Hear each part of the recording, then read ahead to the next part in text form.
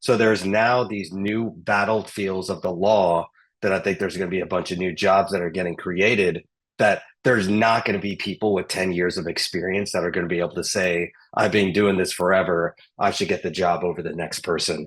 So I do think if there's ever been a time to put marijuana into that bucket now as well, there's a time now that there's brand new industries that if there is ever a chance for you to say, I've been in this world, but I know that these pieces of experience and these facets of me can start to develop into this area, take the leap. And sometimes you're going to take the leap for something that is lesser. I think this is reverse of the question you're stating, but maybe lesser of a position to learn and dive into a brand new area of the law.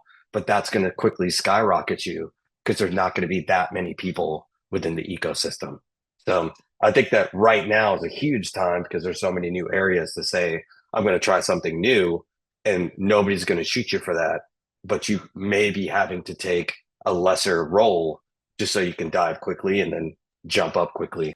I often talk with folks that say, I've always been a tech transaction lawyer doing inbound licensing, but I'd like to switch to, say, revenue sales, but I don't have any experience. And I say to them, well, you actually do. Every inbound transaction is an outbound transaction on the other side. Or if you're a litigator and you've only been in doing litigation, but your focus was commercial litigation, you know actually what terms are really, really important in these commercial contracts or whatever it might be, or in a compliance world. So to really hone in on those skills that are transferable. But Tyler, to your exact question, say you want to become a manager. The best way to do that is to raise your hand and say, maybe I could host and manage the summer intern. Or maybe I could, when someone's on maternity or paternity leave, take over this team temporarily, where I would learn how to manage a few people. Or would you please send me to a boot camp for managers? A lot of our local schools here in the Bay Area offer those sorts of things. And if you keep raising your hand and saying, here are the things that I would like to learn, assuming you have a supportive manager, which that should, I hope, be the case for many people. You've found a job with a team and a manager that's really going to support your growth. Those are the ways you start to say, all right, I'm developing these skills. Maybe I can't just jump from managing 0 people to 5 people, but for sure I can start with managing 1, or I can manage this big project and cross-functionally manage a whole big set of deliverables and then point to that.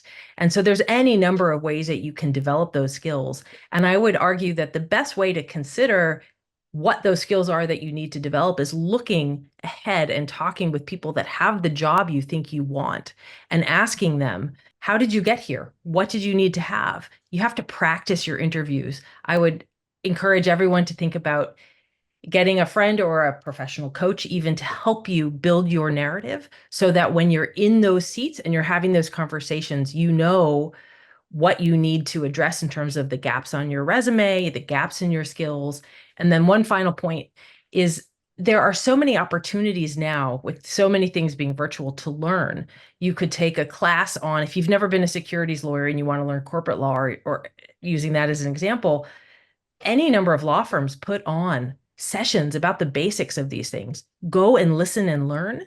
I know it takes time, to Danielle's point, and it may seem overwhelming, but if you can carve out an hour a month for your own personal learning, you start to learn the most important issues that you have to spot in order to take one of these roles. And when you're interviewing for a role that's bigger than the one you have, I think the most important thing is to have the confidence to say, I don't know everything. Of course not.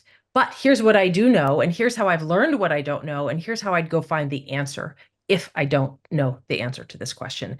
And there's just so much opportunity. I actually think there's no excuse not to learn the basics of these things. There's so much online that is free and easy to obtain that everyone should at least be able to find a little bit of something that they can talk about.